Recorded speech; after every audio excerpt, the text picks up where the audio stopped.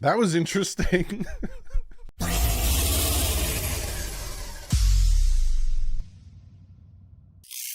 What is up, Finn fans? First and foremost, I want to thank everyone that was hanging out in the live stream tonight and last night. Had a blast, got a little silly at some points, but it was fun, and you guys are awesome, and thank you for making it such an amazing experience. Getting over 1,000 likes tonight. You guys are amazing. I love you guys. Love doing this because of that. Now let's get into the good stuff. Let's talk about the picks that we made today, and I'm going to be brutally honest with you. I'm going to tell you how I felt from jump, how I feel now, yada, yada, blah, blah, blah. So we're going to, first and foremost, Cam Smith, right? We took him with the 51st pick, second round. There was a lot of prospects still on the board, a lot of guys that I liked that were still on the board. There was the same guys that I liked still were on the board in 84. So obviously I don't know anything. And this is why I see myself more as a talent expert when it comes to the NFL level, because when it comes to college, I don't know garbage, because I liked Blake Freeland. I liked a bunch of guys, and then the Dolphins didn't take them, and then they kind of still were on the board. They started going off the board. Let me not discredit myself a little bit, but like Blake Freeland was still there. Dunellen Washington is dealing with a red flag injury. Then that's why he's falling like crazy. Simpson, Henley went right after our pick when we took Achane. So obviously, I'm big dumb and I don't know what I'm talking about.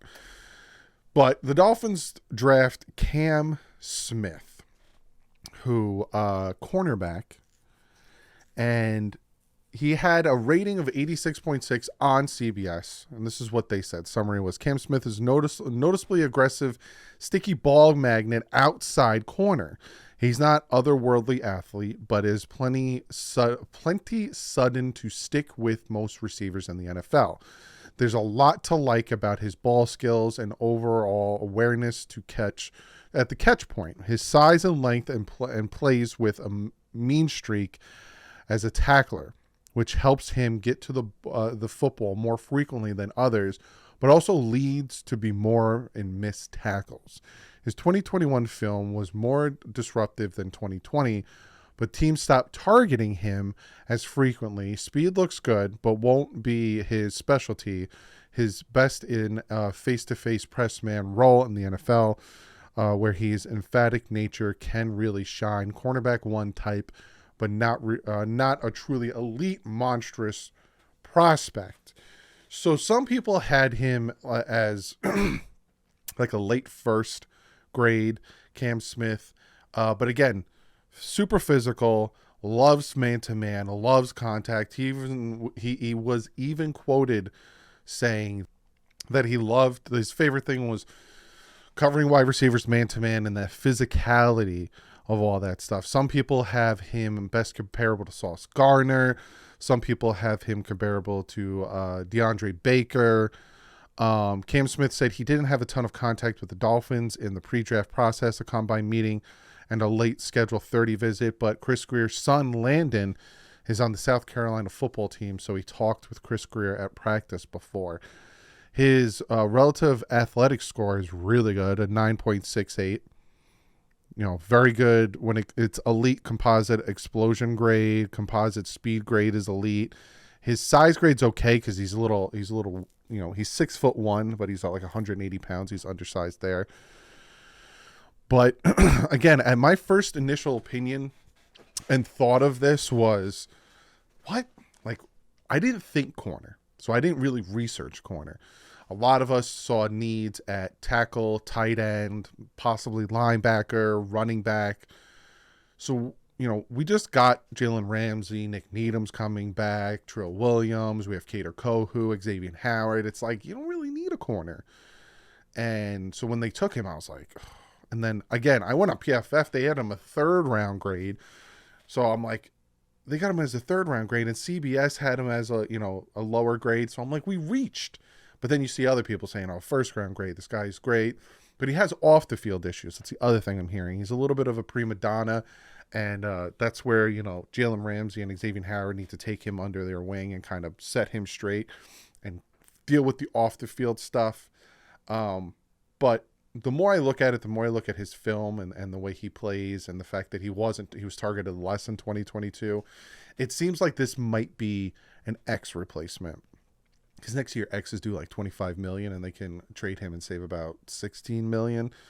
So this might be, X's replacement next year to play with Jalen Ramsey. Him and Cater are going to compete. But I'm okay with this move. I'm still not in love with it, right? I understand that the talent was there, and I understand it's not my BPA. But I am not in love with it because I liked other... Again, who the heck am I? I don't know anybody about anything. But it just seems like they could have went in a different direction, and there was people still on the board that, all overall, and if you look at a bunch of big boards, were higher. You know what I'm saying? But again, these are scouts. These are people who do this for a living. Their big boards are obviously completely different, and that's why they are covered up when they go live on their cam. So that being said, I'm okay with it. I don't hate it. I hated it. I don't hate it anymore. I'm okay with it. I still wish they would have went in a different direction, but I'm hoping that Cam Smith turns out to be real good.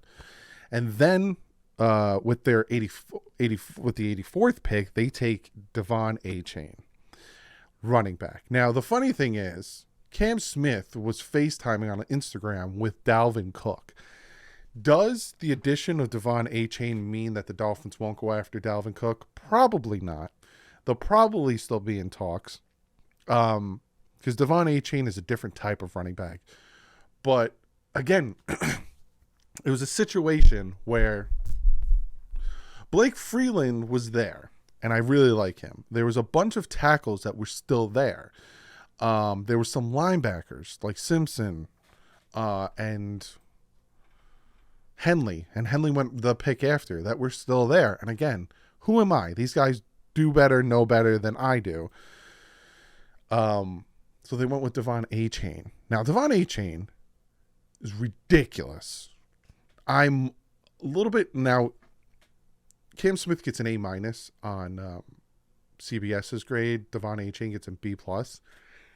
But Devon Achane, I'm a little bit more okay with because he's ridiculous. He is fast. He ran a 4.32. Now, he's small, though, right?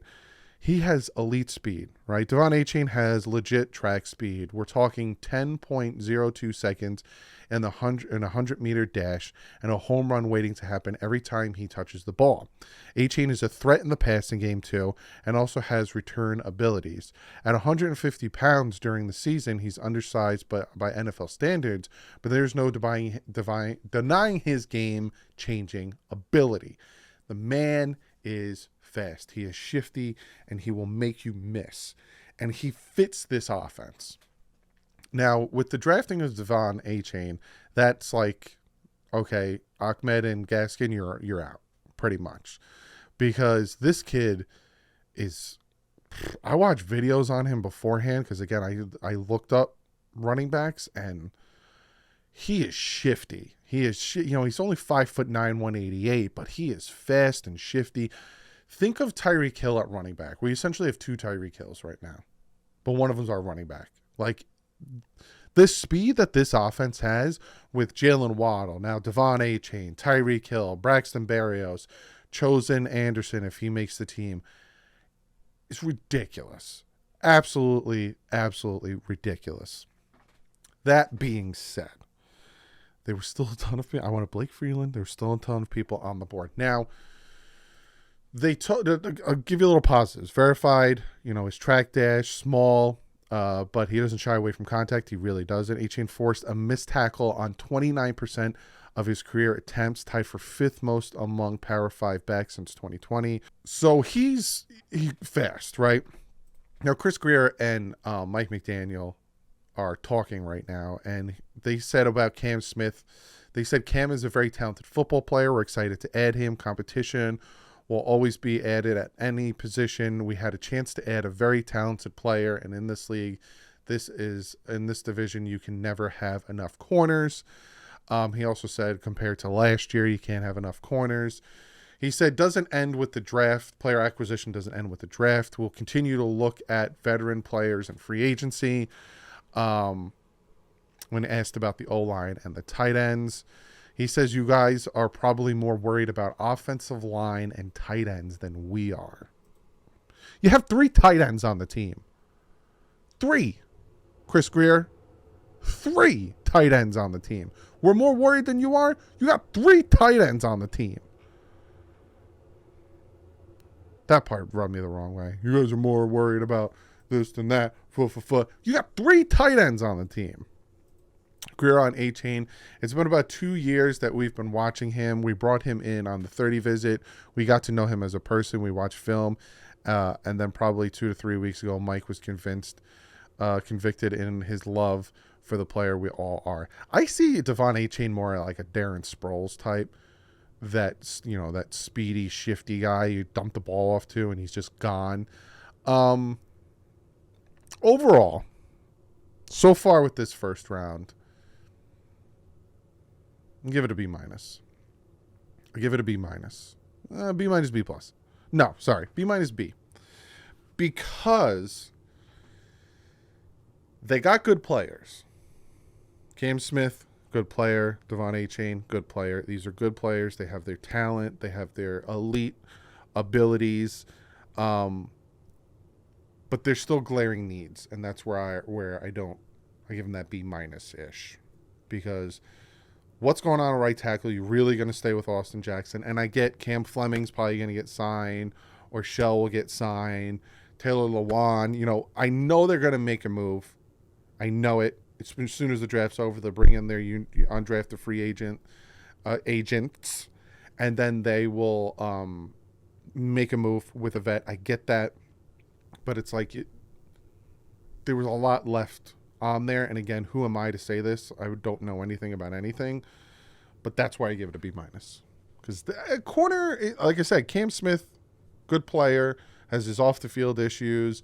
He's a little too physical, misses his tackles, doesn't have that top-notch speed, but can still be good. But was there someone else that would have been better fitted? And that's why I give it a B minus. But comment below. Let me know what you guys think. Do you agree with me? We got good players. We have players that'll contribute. But it's just like the past 2 drafts have been very, you know what I'm saying? Channing Tindall and Eric Uzukoma, 3rd and 4th rounders, we were like, okay. And now it's like good players, but it's like what I'm going back to is taking Tanner Connor. No, sorry. Long, the tight end, when we had offensive linemen that were on the board that panned out to be really good. Or trading up for Liam Eichenberg when we had offensive linemen on the board that we could have stayed pat and ended up being really good. That's where I'm kind of torn, because I see these offensive linemen last year or the year before, and I'm like, oh, these guys, I like these guys a lot. I want the Dolphins to get them. The Dolphins don't get them. And I'm like, all right, they know more than me. But then those guys end up being really good. And I'm like, am I missing something? And that's where the frustration comes in on my part.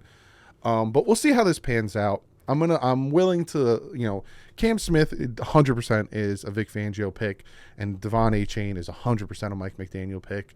We'll see how this pans out, but our next pick is the 6th round, so they are not going to get Blake Freeland, Simpson. They're not. Will Washington fall to the 6th because of his injury problems? Let me check right now with the draft tracker and see if he's been taken yet. I doubt it, but yeah, no. Yeah, Darnell Washington went to the Steelers. Round 3, pick 93. Darnell Washington goes to the Steelers. Wanya Morris goes to the Kansas City Chiefs. That's a good pick. Trent Simpson. I called it before I signed off of my live stream. Henley went to the Chargers. And I said, and then the Ravens were on the board. I said, Trenton Simpson's going to go to the Ravens. I'll see you guys later. And he went to the Ravens. Is Blake Freeland still available? Yeah, he is. But there's no way he's making it to the 6th round. But yeah, comment below. Let me know what you guys think. Tomorrow I will not be live. Tomorrow, when the draft is over, I'm going to recap the entire draft, see who we took in the 6th and 7th round. And then we'll talk about Sunday, who our undrafted free agent list is when it's done, right? I'm not going to make a video when we get 3. When we get the full undrafted free agent list, I'm going to make a video, talk about who are guys that were really good, yada, yada. I got a ton of videos. And then we're going to talk about free agents that we can still go after and fill the needs. I'm going to talk about OTAs, minicamp, all that stuff. I got a ton planned. But on that, I'll see you guys tomorrow. Like usual, stay classy. Our fins out.